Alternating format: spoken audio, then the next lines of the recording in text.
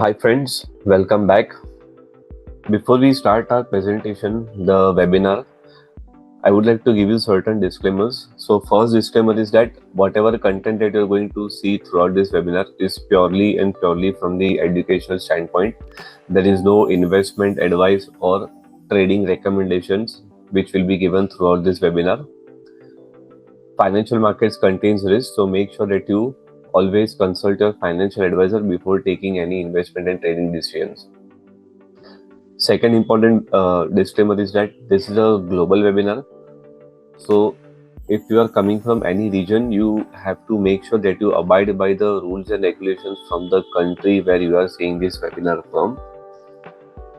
So with that, let's start with our presentation. I'll keep this presentation in Hindi and also in English because we also have viewers from different regions of Middle East as well. तो आज का जो topic है हम discuss करने वाले हैं gold के ऊपर क्या लेवल्स हो सकते हैं आगे जाके, उसके ऊपर हम डिस्कस करने वाले हैं और सिल्वर में भी क्या प्राइस एक्शन का व्यू है अभी. सो हम ये दोनों चीज़ को टेक्निकल के थ्रू देखने वाले हैं. So first thing is gold में अभी रिसेंटली काफ़ी बड़े मूवमेंट्स रहे और एकदम यूफोरिक मूवमेंट था. सो काफ़ी बड़े बड़े मूव्स थे, एक्सटेंशन भी बड़ा था और उसके बाद में रिट्रेसमेंट भी काफ़ी बड़ा था. So let's see what exactly is happening in gold right now. So in usual cases what we have seen is that whenever we see these euphoric movements, ऐसे जब भी बड़े बड़े मूव्स आते हैं और उसके बाद में जब भी बड़े क्रैश आते हैं तो यूजुअली मार्केट का जो मूड है वो साइडवेज रेंज में हो जाता है. तो अभी मार्केट जो थोड़े दिन से एक रेंज के अंदर बैठे है, उसका रीजन यूजुअली ये है कि आप 5 डेटा में जाके देखोगे तो आपको ऐसे यूफोरिक मूवमेंट्स या शॉक्स के बाद आपको यूजुअली साइडवेज देखने मिलेगा. जो भी आप देखोगे तो यहाँ पे भी ऐसे ही था, एक बड़े मूव के बाद में जब भी पुल बैक आया तो we usually stayed sideways. So macro level पे अगर हम देखें तो it can spend some time over here, that is first thing.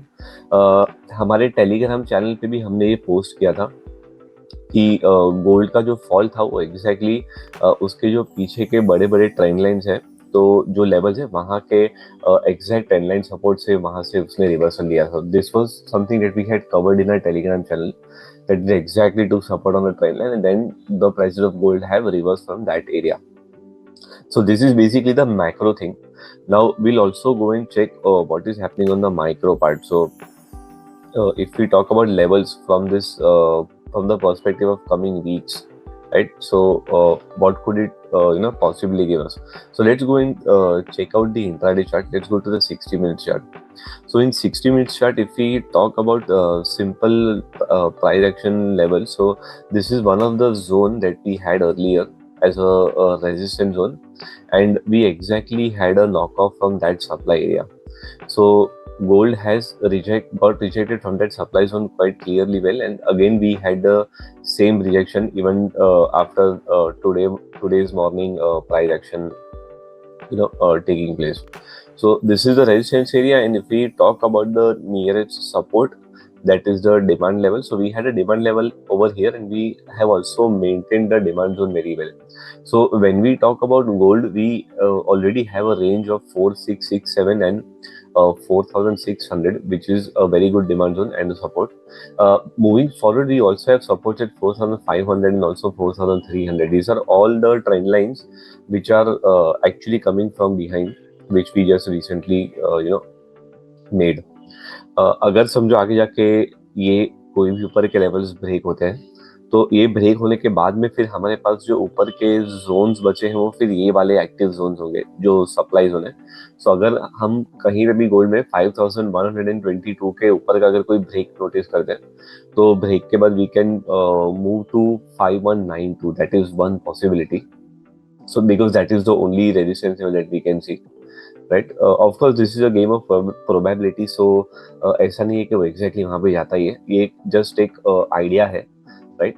So same तरीके से मैंने आपको जैसे बताया कि रेंज बाउंड होने के चांसेस थोड़े ज़्यादा दिख रहे हैं बिकॉज शार्प ड्रॉप और शार्प रैली ये दोनों चीज़ हमने देखी है रिसेंटली. अभी मार्केट जो है वो उसका ज़्यादातर टाइम स्पेंड करेगा और समझेगा कि अभी बायर्स का जो बेसिक थॉट प्रोसेस है वो या सेलर्स का थॉट प्रोसेस वो क्या है, कितनी इंटेंसिटी है, और फिर वो हिसाब से वो मूवमेंट प्लान कर सकते हैं. सो chances है कि we might remain sideways for a while.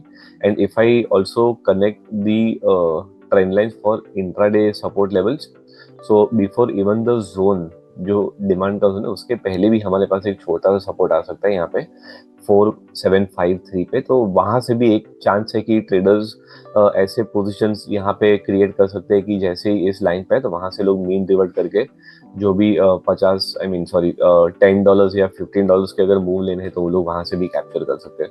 So this is what is currently happening in gold. So it is kind of a wait and watch situation, more of a range traders लोगों के लिए जो favourable zone होता है वैसा market हो गया है. गोल्ड की अगर हम डेफिनेटली हम ये टेलीग्राम चैनल में भी पोस्ट करेंगे अगर इसका कोई फॉलो थ्रू हमें चार्ट में आगे देखने मिलता है तो बेस्ड ऑन एनालिसिस. दूसरी बात हम करते हैं सिल्वर की. तो सिल्वर में तो और भी हेवी मूवमेंट्स रही है.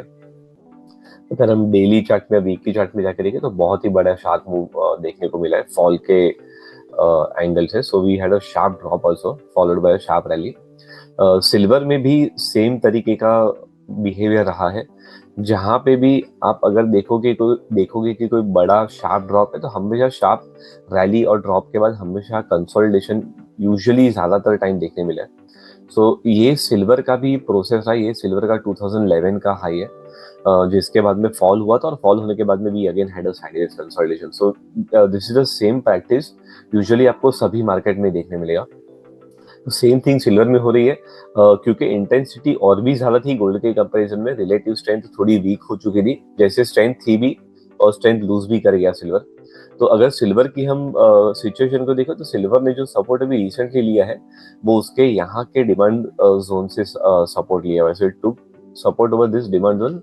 एंड प्लस अगर आप फिबोनाची को यूज करते हो तो जो रिट्रेसमेंट के लेवल्स है तो वहां से भी उसने जो उसके 78.6 या वैसे सारे जो लेवल्स है उन किसी लेवल्स के नजदीक वाले पॉइंट से जाके उसने रिवर्सल लिया. So we had multiple supports over here और वहां से उसने सपोर्ट लेवल मेंटेन किया. ये भी एक पॉइंट जो है वो काफी क्रूशियल है अभी सिल्वर के लिए. अभी यहाँ से जो है हमें एक बाउंस मिल रहा है एंड अगेन जैसे मैंने आपको बताया there are very high chances कि वो कंसोलिडेशन वाले जोन में हो सकता है. तो let through to intraday chart. और इंट्राडे में भी हम देखते हैं कौन से लेवल्स हमारे सामने आ रहे हैं. सो ये वाला जो लेवल है वो इंट्राडे में निकल चुका है. मींस अभी हमें आगे के रेजिस्टेंस लेवल पे फोकस करना होगा. अगर हम ट्रेंड लाइंस की बात करें तो ट्रेंड लाइंस में भी एक ब्रेक आ चुका है. So there is a small break through in silver. So it is trying to recover now. And अगर आप इसको थोड़े लंबे फ्रेम में देखोगे तो there is chances that we might see a divergence as well. तो प्राइस ने यहाँ पे आरएसआई में भी एक डाइवर्जेंस दिया हुआ है. आप देख सकते हो क्लियरली. तो एक रिवर्सल की जो हम बोले कि एक जो अटेम्प्ट है वो सिल्वर में दिखाई दे रही है. सो अभी आगे जाके सिल्वर में जो उसका सबसे क्रिटिकल पॉइंट ऑफ रेजिस्टेंस है वो ये वाला सप्लाई जोन आएगा. सो ये जो सप्लाई जोन है वो अभी है प्लेस्ड 88 पे. इसके बीच में we don't have any bigger resistance और एनी क्रिटिकल और crucial trend line as of now. तो सिल्वर की जो रेंज है वो काफी बड़ी है कंपेयर टू गोल्ड. नीचे का सपोर्ट तो हमने जो देखा वो जो है यहाँ पे 65 से लेके 61 का, तो मैक्रो लेवल पे सपोर्ट भी बना चुका है. अगर हम इंट्राडे सपोर्ट रेंज की बात करें तो ये जो रेंज है अभी यहाँ पे हमारे पास ये इंट्राडे में एज अ सपोर्ट एक्ट कर सकती है. So this is one range and उसके नीचे we have one more price range which is here. So if we talk about intraday, we are looking at somewhere around 7688 to 7484 और उसके नीचे हमारे पास 7280 और 71.47 की रेंज है. So this is the range that we are looking at. It's a huge range for intraday. Let's see silver अभी आगे जाके कैसे प्राइस एक्शन को डिकोड करता है. Let's see how does it work. तो ये है पूरा व्यू गोल्ड और सिल्वर में. अगर हम इसको कंक्लूड करें तो कंक्लूजन में ऐसा है कि शार्प रैलीज और शार्प ड्रॉप्स देखने मिले हैं और ये जो सिचुएशन है ये यूजुअली कंसोलिडेशन को ज़्यादा फेवर करते हैं. और कंसोलिडेशन होने के बाद यूजुअली वॉल्यूम थोड़ा रिड्यूस होता है, वॉलेटिलिटी भी थोड़ी कंट्रोल हो जाती है और मार्केट ऐसे पॉइंट पे यूजुअली डायरेक्शन क्या लेना है उसके ऊपर ज़्यादा सोचता है. सो आगे का जो टाइम है ये आगे के जो हफ्ते they are going to be more decisive weeks. It is going to be more of a range bound scenario. That is what we can see from the current price actions happening in gold and silver. So make sure that you also follow our Telegram channel, और आप हमारे YouTube channel को भी subscribe कीजिए, ताकि ऐसे important जो analysis है वो आप मिस ना करो। और ऐसे ही चीज़ों को आपको अगर तुरंत इमीडिएटली, अगर इंस्टेंट लाइव मार्केट के कंडीशन में अगर आपको किसी चीज़ को समझना है तो हमारे चैनल को डेफिनेटली सब्सक्राइब कीजिए। So with that, thank you so much, और बहुत ही जल्द मिलेंगे हमारे अगले वीडियो में।